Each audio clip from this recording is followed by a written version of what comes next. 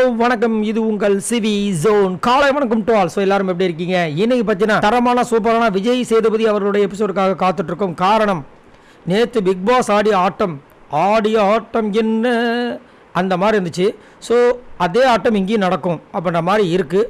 அது மட்டும் இல்லாமல் சரிங்களா, அந்த வார்னிங்லாம் இல்லாமல் ஒரு டாஸ்க் ஒன்று கொடுத்தாங்களே, அதில் தான் பிக் பாஸ் செம்ம காண்டாக இருப்பார். யாரா அந்த பையன்? அந்த டாஸ்க் இன்னைக்கு விஜய் சேதுபதி அவர்கள் விஜய் பார்வதி திவாகர் இல்லாமல் நீங்கள் இதுக்கு கண்டிப்பாக சொல்லியே ஆகணும் அப்படின்ற மாதிரி கொடுப்பாங்கன்ற மாதிரி தோணுது. ஸோ இந்த ரெண்டு விஷயமும் நடந்துச்சுன்னா செம மாதம் இருக்கும். இதை தவிர்த்து வேறு என்ன நடக்கும் நீங்கள் கமெண்ட்ஸ் பண்ணுங்கள். ரெண்டாவது பார்த்தீங்கன்னா பிக் பாஸ் ஆடின பே ஆட்டம் நேற்று வேற மாதிரி இருந்துச்சு. யாரெல்லாம் பார்த்து அப்படி கதிகலங்கி போனீங்கன்னு சொல்லுங்கள். அது மட்டும் இல்லாமல் நைட்டு கானவனத்துக்காக அழகாக அவரோட குரலை அந்த பர்த்டே சாங் பாடினார். அதை யாரெல்லாம் பார்த்து ரசிச்சிங்கன்னு சொல்லுங்கள். நான் ரொம்ப ரசித்தேன். அது என்னன்னு தெரியல, அதை கேட்டவுடனே அப்படியே கண்ணீர் அப்படியே தவக்கணும் வந்துச்சு. ஸோ அது ஒரு ஃபீலிங். அதை பற்றி மறக்காமல் கமெண்ட்ஸ் பண்ணுங்கள். அடுத்தது பார்த்தீங்கன்னா தொடரும் இந்த அன்பு கேங்கோட தொல்லைகள், சதி வேலைகள். ஏன்னா தொடர்ந்து பார்த்தீங்கன்னா அவங்களுக்குள்ளேயே ஓட்டை போட்டு நேற்று வியானாக்கு வர வேண்டிய அந்த நாமினேஷன் ஃப்ரீ பாஸை வந்து தட்டி பறித்து அன்பு கேங்கில் இருக்கிற கனிக்கு போச்சு. அதுக்கு காரணம் முழுக்க அந்த கேங்கில் இருக்கிற ஆட்கள் அப்படியே ஓட்டை போட்டுக்கிட்டாங்க. இண்டிவிஜுவல் கேமே கிடையாது. ஸோ இந்த கேமில் வந்து ஒரு 2-3 பேரை தூக்குனா தான் அந்த கேமே உருப்படும். அந்த கேங்லேருந்து 2-3 பேரை தூக்கணும். நடக்குமான்னு தெரியல.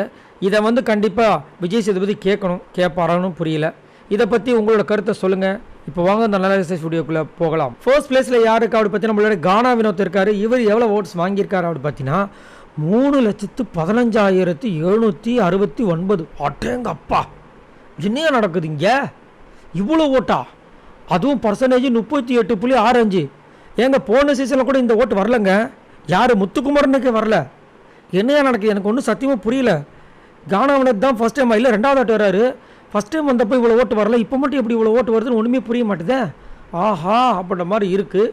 அது மட்டும் இல்லாமல் கானாவினத்துக்கு நேற்று பிறந்த நாள், அதாவது இன்றைக்கி தான் பிறந்த நாள். ஸோ கேக் கட்டிங்லாம் பண்ணி கானாவினத்துக்காக பிக் பாஸ் பாடின பாட்டு, அதுக்கப்புறம் கானாவினத்து அவங்களுடைய குழந்தைகள் 2 பேரும் வந்துட்டு ஐ லவ் அப்பான்னு போட்டு அந்த கேக் அனுப்பிச்சது. அதுக்கப்புறம் அதை பார்த்தோன்னே கதறி அழுதார் நம்ம கானா வினோத். அதெல்லாம் பார்க்கும்போது நம்மளுக்கு கொஞ்சம் எமோஷ்னலாக ஆச்சு. டாஸ்க் பீஸ்ட்டுன்னு கூடிய விரைவில் இந்த கானா வினோத் அழைக்கப்படுவார் அப்படின்னு அந்த மாதிரி தான் எனக்கு தோணுது. ஏன்னா நடந்த எல்லா டாஸ்க்லையும் செம்ம ஸ்மார்ட்டாக செம்மையாக பண்ணுறாரு நம்ம கானா வினோத். அது வந்து மாற்றக்கருத்தே கிடையாது. இன்னும் கொஞ்சம் மட்டும் டியூனாக பண்ணாருன்னு வச்சுக்கோங்களேன், கானா வினோத்தை அச்சிக்கவே முடியாது. அந்த மாதிரி தான் ஒரு சம்பவம் பண்ணிட்டு போகிறாப்புல. இன்னும் என்னென்னா முக்கியமான மைனஸ், திவாகர் கிட்டே போகக்கூடாது. வியானா சொன்னதை மைண்டில் வச்சுக்கணும். மற்றவங்க சொல்கிறத மைண்டில் வைக்கணும் கூட அவசியம் இல்லை. வியானா சொன்னாங்க பார்த்தீங்களா, நீங்கள் க்யூட்டுன்னு நினச்சி பண்ணுற விஷயங்கள் அப்படி எரிச்சலாக இருக்குது, அதை மைண்டில் வச்சா இன்னும் நல்லாயிருக்கும். பார்க்கலாம். 2வது பிளேஸ் பார்த்தீங்கன்னா விஜய் பார்வதி சூப்பராக வந்திருக்காங்க. இவங்க எவ்வளோ ஓட்ஸ் வாங்கியிருக்காங்க அப்படி பார்த்தீங்கன்னா 1,27,704 ஓட்ஸ் வாங்கியிருக்காங்க. ஓட்டிங் பர்சன்டேஜ் பார்த்தீங்கன்னா 15.63. ஸோ விஜய் பார்வதி செம்மையாக வந்துட்டு அவங்களுடைய கேமை கொடுத்துட்டு இருக்காங்க. இன்னும் ஒன்று கொஞ்சம் வாய் தான் நீளம், வேறு வழி கிடையாது. இங்கே நிறைய பேருக்கு அந்த மாதிரி நீளமாக இருந்தால் தான் இங்கே வந்து இந்த ஊரில் பிழைக்க முடியும், இந்த பிக் பாஸ் ஊரில். இல்லைன்னு வச்சுக்கோங்களேன் 3 நாமத்தை போட்டு விட்ருவாங்க. அது மட்டும் இல்லாமல் நேற்று பிக் பாஸ் உங்கள் மனசாட்சிக்கு தெரிஞ்சு சொல்லுங்கள், யாரெல்லாம் நல்லா பண்ணியிருக்கீங்கன்னு சொல்லும்போது தைரியமாக போய் உட்காந்தாங்க. வேறு யாராவது அங்கே போய் உட்கார முடிஞ்சுதா? அதேமாதிரி வேறு யாராவது விஜய் பார்வதி பற்றி சொல்ல முடிஞ்சுதா? அங்கே தான் நிற்கிறாங்க விஜய் பார்வதியோட இந்த கேமும் அவங்களுடைய விஷயங்களும். கேரக்டரு வெளியில் தப்பாக போனாலும் பரவாயில்ல, எனக்கு இதில் உடன்பாடு இல்லைன்னா உடன்பாடு இல்லை.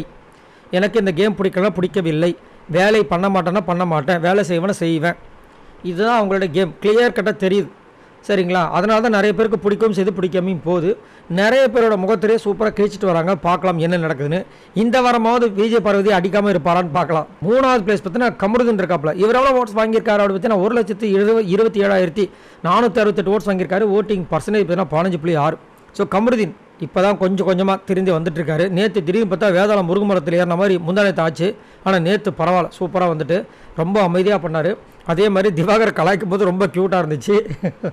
அப்புறம் சபரியை சூப்பராக ஒன்று கேட்டார், நான் அந்த கப்பை எங்கள் அப்பா முன்னாடி வாங்கிட்டு போய் நிற்பேன் பிக் பாஸ் கப் டைட்டில் அப்படின்னும் போது, அப்போ நாங்களே எதுக்கு வந்திருக்கோம் அப்படின்னாரு.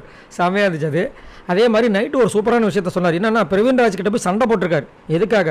பிரவீன்ராஜ் எப்படி நீ வந்து நாமினேஷன் ஃப்ரீ பாஸை வந்து கன்னியாக்கா கொடுப்பேன், அது கலைக்கு தானே கரெக்டாக போயிருக்குன்னு சொல்லிட்டு கரெக்டாக பேசியிருக்காரு. அந்த அளவுக்கு ஒரு சூப்பரான ஒரு திறமையான ஒரு ஆள்.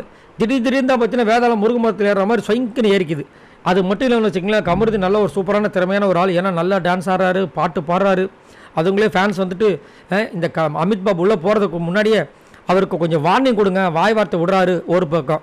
இன்னொருத்தங்க நல்லா பாட்டு பாடுறாரு, நீங்களும் சேர்ந்து பாடுங்களேன், நானும் சேர்ந்து தான் பாட போகிறேன்.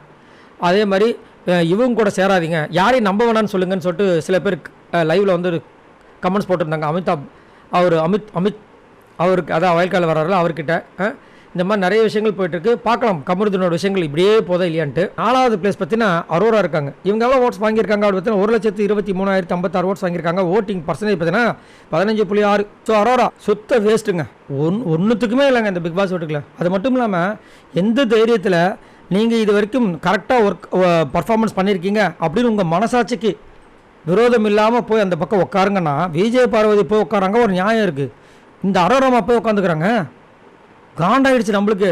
அதே மாதிரி பிக் பாஸ் காண்டாகுமா இல்லையா?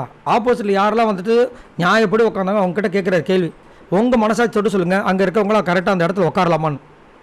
எல்லாரும் பூச்சி போட்டாங்க அரோராவை, அசிங்கப்பட்டு அவமானப்பட்டு அந்த பக்கம் போனாங்க. தேவையான்னு கேட்குறேன். அதுலேயும் அங்கே உட்காந்து எல்லோரும் திட்டிகிட்டு இருக்காங்க. இந்த அம்மா ஏதோ இவங்களுக்கு அப்ரைசல் ரிவ்யூவில் உட்காந்துட்டு இருக்க மாதிரி, அதுவும் வந்துட்டு மேனேஜர் மாதிரி உட்காந்துட்டு கையை அப்படி அந்த பக்கம் போட்டுட்டு கால் மேலே காலை போட்டு ஜாலியாக அப்புறம் அப்படின்ற மாதிரி அவர் அங்கே கலாச்சிட்ருக்காரு. இந்த அம்மா அவ்வளோ இதுவாக நெக்கில் இருக்காங்க. எதுக்கு இந்த அம்மாலாம் இந்த பிக் பாஸ் வீட்டுக்குள்ள வந்தாங்கன்னு தெரியல. ஒருவேளை இவங்க வந்துட்டு அவங்கள நீங்கள் வாங்கன்னு சொல்லியிருப்பாங்களான்னு தெரியும். அதனால தான் இவ்வளோ நக்கல். அதாவது மற்றவங்கள மாதிரி வந்துட்டு கஷ்டப்பட்டு இந்த பிக் பாஸ் வீட்டுக்குள்ள வந்திருந்தால் ஒரு அருமை தெரியும். இவங்களுக்கு அந்த அருமையே தெரியல. நைட்டு திடீர்னு போயிட்டு இப்போ பின்னாடி வந்து துஷார் இருக்கார், முன்னாடி வந்து கமருதீன் இருக்கார். கமருதியோட மடியில் படுத்தாங்க. அதுக்கப்புறம் அப்படியே குறுக்குன்னு பார்த்தாங்க. அப்புறம் கழுத்தை பிடிச்சாங்க. அவர் சட்டை பண்ணாமல் விஜய் பார்வதி கிட்ட ரொம்ப முக்கியமான விஷயத்தை பற்றி டிஸ்கஸ் பண்ணிட்டு இருந்தார். அப்புறம் போயிட்டாங்க. எதுக்கு இந்த மாதிரி அந்த ஒரு விஷயத்தை வந்து தூண்டுறாங்கன்னே தெரியல. என்ன இந்த மாதிரி வச்சு சாதிக்க போகிறாங்க? அவங்க ஃப்ரெண்டே வெளியில் வந்து அவ்வளோ காண்டில் இருக்காங்க இவங்களோட செயலை பார்த்து. ஒன்றும் சொல்கிறதுக்கு இல்லை. இதில் வேறு அவங்களோட நேமை மாற்ற வந்தாங்களாம். லாஸ்ட்டாக பார்த்தீங்கன்னா நம்மளோட கலையரசன் இருக்காப்புல. இவர் எவ்வளோ ஓட்ஸ் வாங்கியிருக்காரு அப்படி பார்த்தீங்கன்னா 1,22,992 ஓட்ஸ் வாங்கியிருக்காரு. ஓட்டிங் பர்சன்டேஜ் பார்த்தீங்கன்னா 15.05. கலையரசன் கண்டிப்பாக வந்துட்டு கண்டென்ட் இல்லாத ஒரு ஆள் தான், இல்லை நான் சொல்லலை. ஆனால் இவரை விட மொக்கைய டம்மியை எத்தனையோ பேர் வந்து நிறைய வாரங்கள் வந்து கடந்து வந்திருக்காங்க. சரிங்களா? அப்படின்ட்டு இருக்கும்போது கலையரசன் இந்த டைமில் போகாமல் அரோரா போனால் நல்லா இருக்குன்றது என்னொரு கருத்து. அது மட்டும் இல்லாமல் எல்லா டாஸ்க்லையும் சூப்பராக பண்ணுறாரு. நேற்று நடந்த அந்த வீக்லி டாஸ்கில் பார்த்தீங்கன்னா ஒரு விஷயத்தை குடிச்சிட்டு எக்ஸ்பிரஷனே வேறு மாதிரி காமிச்சு, அவர் நடிகர் கிடையாது, ஆனால் அந்த விஷயத்தை பண்ணி ஏமாத்தினார் சூப்பராக. இன்றைக்கி பார்த்தீங்கன்னா அந்த ப்ரொஃபஷனல் டாஸ்கில் அவ்வளோ அழகாக பண்ணுறாரு. இவரும் கானாவுலத்து தான் வந்துட்டு அவ்வளோ அசால்ட்டு பண்ணுறாங்க. ஆனால் இவர் வந்துட்டு இப்போ ஓட்டில் வந்துட்டு பிரச்சனையாக இருக்குது. ஆனால் இவருக்கும் மேலே இருக்கிற அரோராக்கும் பார்த்தீங்கன்னா வெறும் 1000 ஓட்டு டிஃப்ரென்ஸ். 1000 கூட இல்லைங்க, வெறும் 150 ஓட்டு தாங்க டிஃப்ரென்ஸில் இருக்குது.